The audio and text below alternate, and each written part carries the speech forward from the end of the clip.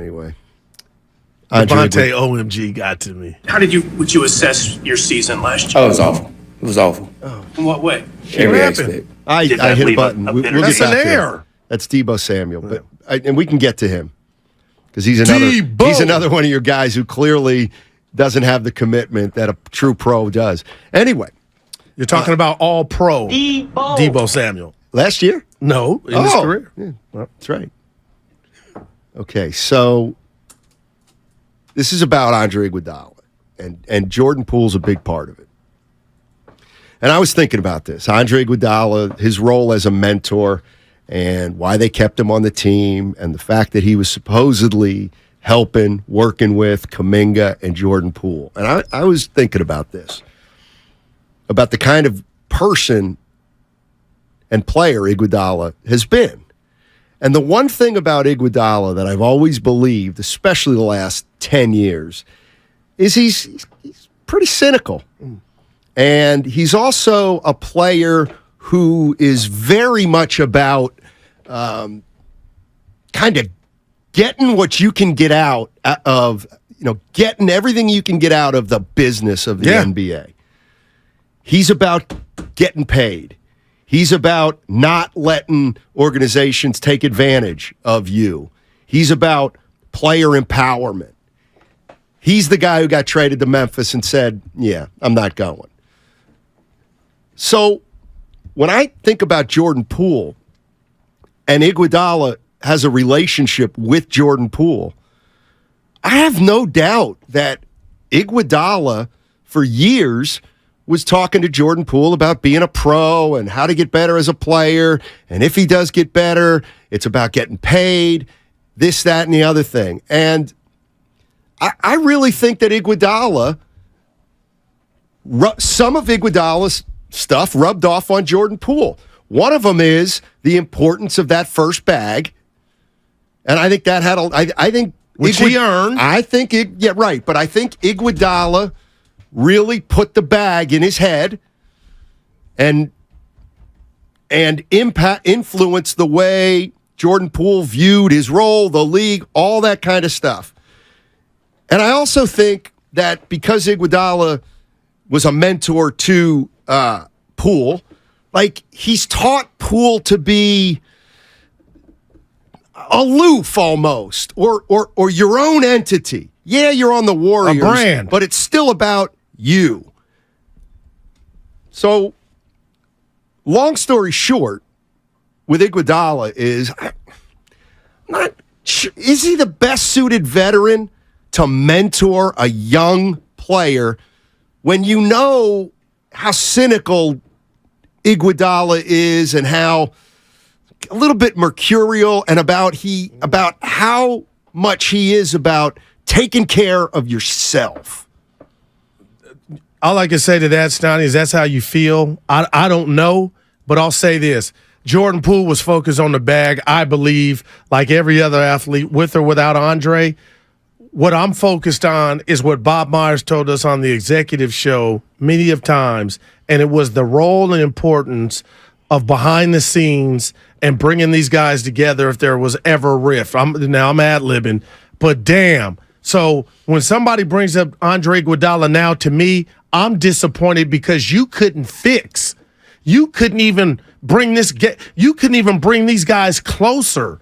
And I'm talking about Poole and Dre. So that, to me, showed me, okay, then everything Bob said, and only Bob would know, up until that point, it was all good. But to me, it was a disaster, Andre, because you let this go on, and you were on the bench every game, and you couldn't fix this. Some might be saying, Goo, that's not right, that ain't fair, but damn it, that was his job, Steiny. Not about the bag part. Oh, you don't think he? I believe Jordan Poole had his sights on the bag with or without Andre. Well, he didn't have his sights on the bag first year. Oh no! Well, his game wasn't where it was at. Exactly. So he started getting better, and Iguodala started putting stuff into his ear. But and some people can say, great point to you on that. I'm not saying you're wrong, but do you take points away from Andre from my standpoint of he didn't bridge that gap between the young player and old player? I've said that before. Dude, that's he was the mentor of Kuminga and Poole. That was the assignment. Okay. Yeah, I said that. And I mean. Like, that hurts me. Like, I don't ever want to hear what he means or what he stands for. And I know he did good stuff, Steiny, but miss me. This is when they needed you. And you were, quote unquote, a brother. And not race. You were a brother. You were a player. So you know what it is. You know what it takes. Meyer never played. He told us that. And you couldn't bridge that gap. And you know what, Murillo? Shame on Murillo for and the people like Murillo, Willard. I'm gonna get to him when we get him. What could Jordan have said for you to deserve that? I don't know. That there's nothing, Matt. Well, I wouldn't say that. Yo, mama. Come on, man. I mean, come on. There's nothing, Matt. I disagree. There could be something. It's like when people say, oh, you would never hit a woman. Yes, I would. What? I would absolutely hit a woman if the woman had a gun to my mom's head. See? That's like what I'm getting at. Wouldn't you? Like I just, that's the English in me. It's like, well, does that go 100% of the time? No. It doesn't go 100% of the time. So, as for Iguodala, Ted Biasi on YouTube is saying now we're blaming Iggy. Nobody's blaming Iggy. What did he do, I'm blaming everybody, but Iggy's a big part of it because I'm looking at what I thought this culture was about. And if there was a riff, when was the last riff between two players on the Warriors during this whole run outside of Durant and Draymond? There hasn't been. To me, none I know about. Let me think. I know why you think. I'm just saying the one we all know about is two that played out in front of the world. And you know what gets me? You know what really gets me? For the people saying, oh, I'm coming at Dre or I'm wrong. We actually tried to find who leaked the video. Who did? The people, the Warriors, they wanted to know who leaked the video. That means nothing to Jordan Poole and his face. To the outside looking in, that's what y'all worried about? Who leaked the video? What you should be worried about is what went down. Nothing to me, Matt, supersedes that. And there were times in conversations about, and from the Warriors, how that video got leaked. Rather than how do we fix this young man because he's wrecked. Well, and come playoff time, he won't be the same. See, I don't think it's fair to say something like they cared more about the leaking of the video than what happened. We don't know that. They said they wanted to find out who leaked the video. I get. Matt, there was no suspension. And there's not a person walking this earth that thinks that was the right choice. For whatever reason, Draymond got nothing.